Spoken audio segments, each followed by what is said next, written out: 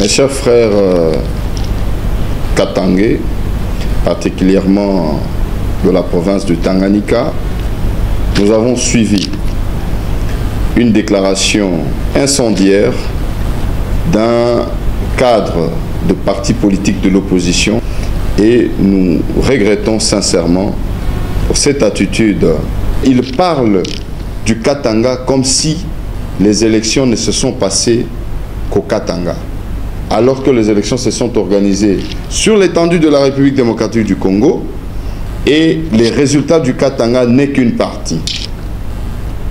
Parce qu'il parle de la mort, Lufulumweke, c'est très grave. On ne peut pas utiliser le peuple comme un bouclier humain. Alors que vos enfants, vos fils et filles vivent en Europe, ils ne vivent pas avec nous.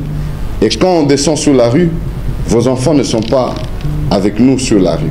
Il fait allusion à Baba Kyungwa Kumanza, d'heureuse mémoire, et Papa Charles Mwando, d'heureuse mémoire, qui ont milité pour un combat juste. Et il fait allusion à ces notables katangais qui n'ont pas été dans la lutte de la sécession, mais plutôt du fédéralisme. En quoi évoquer ce nom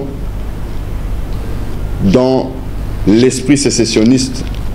Nous avons suivi le groupe Congo Yamakasi qui composait les autres candidats présidents de la République déclarer l'annulation des élections et nous prenons acte de leur aveu d'échec. Ils ont reconnu qu'ils ont échoué. C'est ça la démocratie.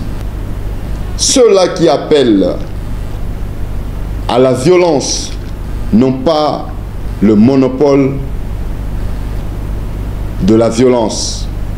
Nous appelons la population au calme.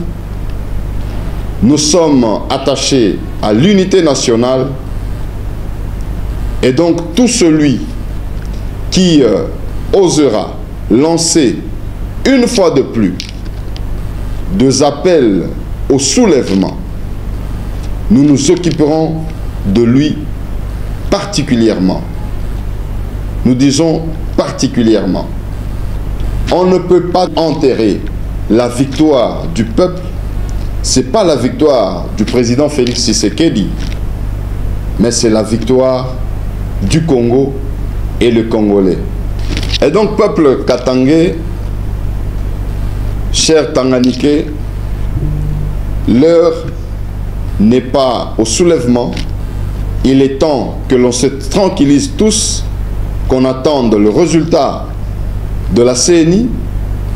J'en appelle au calme à tout le peuple tanganiquais. Soyons calmes, notre province n'a pas besoin de turbulences.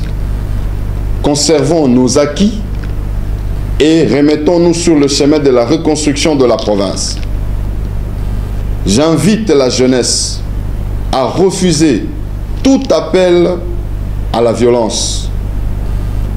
J'invite la population tanganicaise de rejeter tout appel à la violence. Le sang ne va pas couler, mais plutôt retournons sur le chemin de la reconstruction de notre province. Un nouveau vent arrive pour la province. Avec Dieu, nous ferons des exploits. Bonne année 2024 et que Dieu vous bénisse.